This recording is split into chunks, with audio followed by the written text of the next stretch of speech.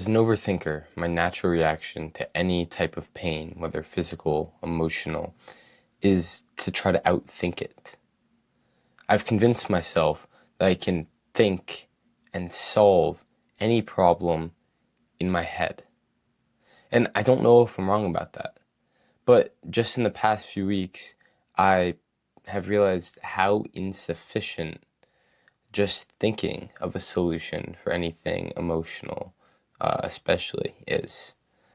You know how many times I feel some type of pain and I just convince myself to feel otherwise, or I try to rationalize it, or I sit down and I think, here, these are the reasons why I feel this way.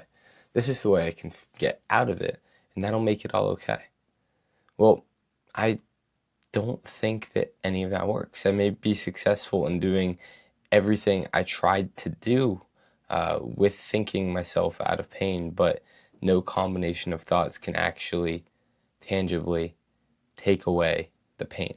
Now, I want to preface here that I am not someone that feels a lot of emotional distress or emotional pain, but every human does have some type of pain, right? Whether that just be as painful as I didn't do as well on my calculus test as I wanted to. Everyone has their subjective levels of pain that vary, right? Vary on severity and levels of actual danger, but everyone has different things in their life that do cause them pain. And I've come to the conclusion that us humans, we live our lives in based on this massive equation to minimize overall pain. We're constantly weighing the pain and pleasure outcomes of certain decisions in certain scenarios. But what I've found, and research actually does back this up, is that we would much rather have less pain and less pleasure, I guess a duller life, than more pain and more pleasure, which sounds fun, but is full of ups and downs, right? Uh, my brain and yours too, it seems like it fears pain. If anything arises, it instantly goes into this defense thought mode. Let's reason, let's solve. I think that's how it's always been, but this is what I've been noticing, especially for the past few weeks. So it's what I want to talk about today. So welcome to the Grateful Podcast. Here's the late little intro. It's been a great week for me. I'm really excited for the next 2 weeks. My name is Jack Wagoner, for those of you who are new to the podcast. I am graduating high school in 2 weeks, and it's been a period of a lot of a lot of work, but also a lot of excitement for the future. It's really interesting living in a period where you're balancing. You have to do a bunch of work to set yourself up for the future, but you also have to do enough work right now in the present. It's like you're living in two different time places. It's pulling you. And so in the past few weeks, I feel like I've been converging back to being able to be present in one moment, and that's felt good. But anyways, let's get back to this episode. So I do feel like I try to think myself out of all this pain. And what I have to understand is that no matter the complexity and the correctness of the thought exercises I successfully complete or unsuccessfully, the pain will still be there. And what I found the most effective method to be to rid the pain is uh, actually pretty counterintuitive. It's to feel it, embrace it, sit with it. Discomfort and pain, just as anything, numb with exposure. And so I actually did find a study on this. Here, I gotta find it here. So when people try to ignore and suppress their emotions, it actually leads to worse outcomes. So ignoring or suppressing emotions can impair decision-making processes. Emotions provide valuable information about our environment and internal states. Suppressing them can lead to less informed and potentially less rational decisions. Now, if you want to hear about rational decisions, that's what I talked about all of last week on my solo episode. So that's an interesting little point to throw in there.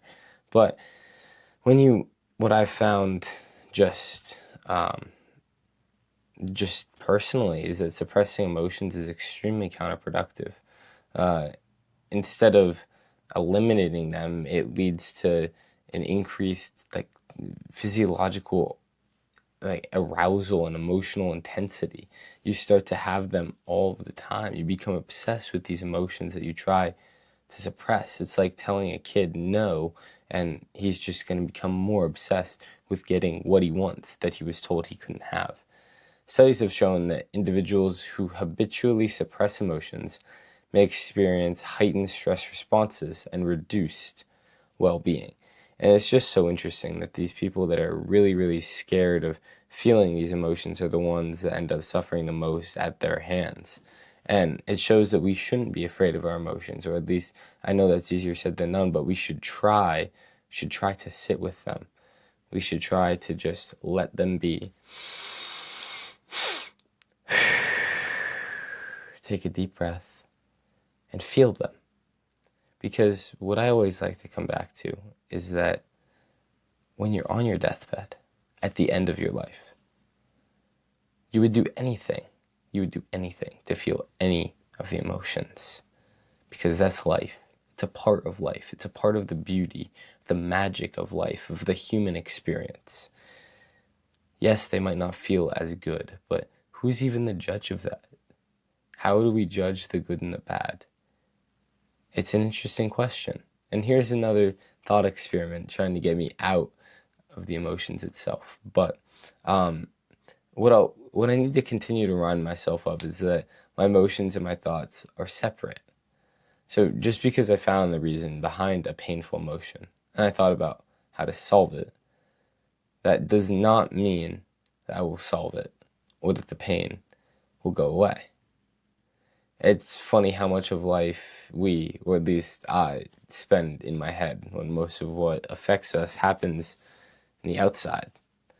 I was at the Jay Shetty live show in Boston, and he talked about these two different worlds, the internal and the external world, and how most of what we do is optimizing for our external world. Although around 90% of our human experience takes place within the internal world. And by internal and external, I mean like inside your body, your thoughts, your emotions, your inner peace, and external, what other people think of you, your success. And I found that to be a really, really interesting point.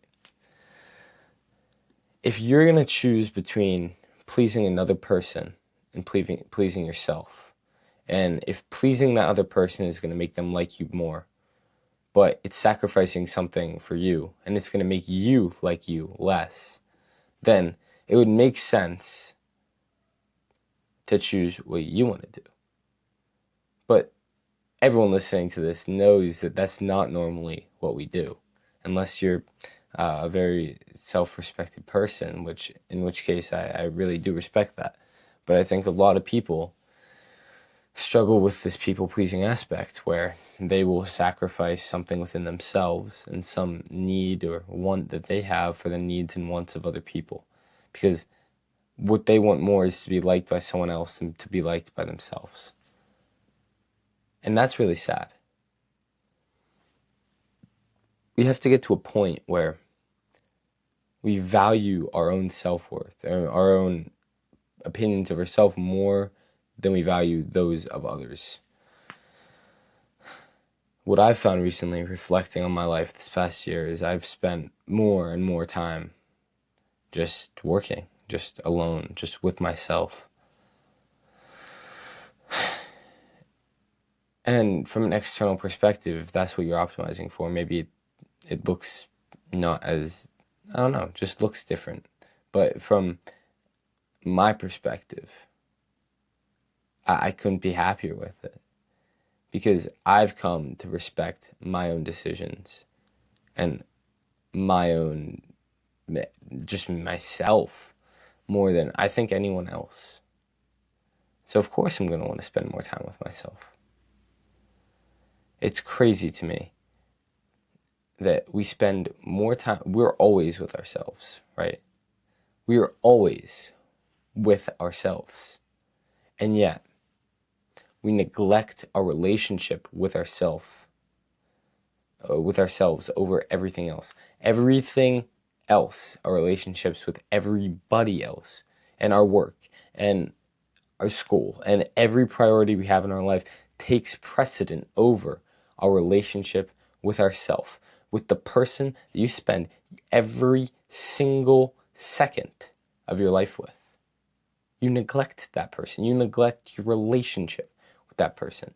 Think about what your life would look like if you cultivated a better relationship with yourself. When I first heard that advice about 2 or 3 years ago, I didn't really know what to think. I'd never really thought about it before. I am me. I don't have a relationship with myself. I'm just myself. But I started to do some work. I read Siddhartha. I read The Alchemist, two amazingly profound books in my life. And I started to meditate. And I started to run. And I started to train myself to listen to myself, to be accountable to what I had told myself I would do. And as I did those things, I started to realize I had less of a need for things in the outside world. And Naval Ravikant recently said on Modern Wisdom, happiness is not, or no, he said, having something is as good as not wanting it. So when I started to cultivate this better relationship with myself, I started to need and want less stimulation from the outside world because I didn't need to fill this gap inside of me. So when I wanted less, I actually became happier because a lot of your dissatisfaction comes from the difference between what you have and what you want. And there are two ways to fill that gap of dissatisfaction. You can either get more or want less. So when I started to feel better within myself and needed less from the outside world and wanted less from the outside world, this gap of dissatisfaction shrunk. And funny, in saying that right there, I'm done with the scripted part of my podcast, and I literally just figured out why I felt more dissatisfied or less satisfied recently. And it's because I've neglected my relationship with myself. Not fully, but I've neglected it more than I have in the past. And I've allowed myself to want more and more and more and more. So that gap right now, even though I have more than I've had ever, that gap is larger than it's ever been. And it's driving me to do some really awesome things. But it comes back to the theme of this podcast. At what point are you sacrificing too much for your goals? Because your life is happening right now. So if you're always over-optimizing for your future, for your success in the future, you're missing out on the right now, on the thing that's most important in life. We make so few memories in life. There's so much experience that is happening on a moment-to-moment basis, and so little of that do you actually remember. It leads me to think that we should try harder to live a life that we do remember. Because it's the moments that you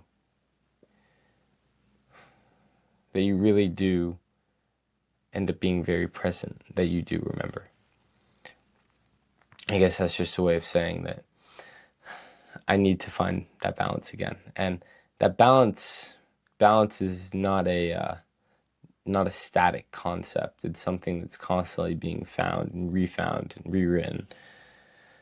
And so the next step in this balance piece for me is going the other way. I've prioritized success and hard work for the future, and now I need to prioritize the present on a non-even scale with this work. And so I'm going to be going on a trip out west road trip I've been planning after graduation for over 4 years. My best friend going out to Colorado and Utah to rock climb, hike in Zion. Gonna be amazing. All right, this was a different type of podcast episode. More conversational, slower pace, less scripted than I normally have been doing them, but I've been getting much more comfortable in front of the camera, articulating my thoughts. I think that the slow pace is definitely going to draw some people away. So if you do have any recommendations or any feedback on what you like in these solo episodes, I'm really open to feedback. Always trying to get better, always trying to improve. So if you do have those, you can shoot me a DM on Instagram, Jack Wagoner, or you can send me an email, jackcwagoner@gmail.com. You can leave a comment or a review, whatever medium you happen to choose. I'm open, and I would love to hear your feedback. So one last ask of all of you today is to send this to someone that you think could use it. It doesn't have to be this episode, but any episode of the Grateful Podcast that has resonated with you, send it along to someone. I don't have the money for paid ads or anything like that, right? So the way that this podcast grows is by word of mouth. Besides one paid ad I did like a month ago, which actually worked well. But so props if you hear from the ads on Spotify. But for the most part, this podcast has grown via word of mouth, which makes me really proud of the base that it's generated, because it's old school and it's true and it's connected. So if you want to add to the growth of the Grateful Podcast just by one person, and send the podcast an episode that really resonated with you and you think would resonate with this person to them, I hope they'll enjoy it. And I hope you enjoyed this episode. Hope you have a great week. Gratefully, Jack Wagoner.